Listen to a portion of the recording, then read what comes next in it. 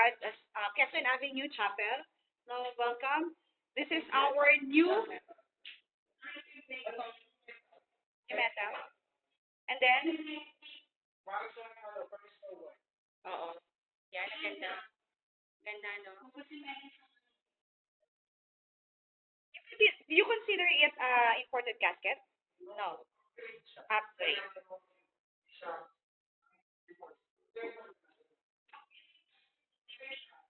Same as double top.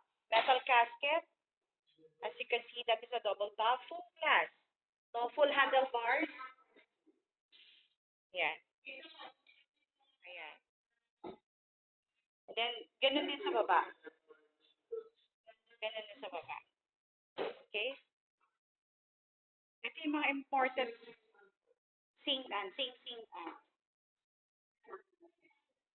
Imported. Yan yung imported cassette natin. You can check it on www.stpeter.com.ph. Meron yan doon mga details. So, ito yung mga worth 200 to 550,000 pesos natin, Vincent. Ayan. Sorry kung hindi ko na pinicturean yung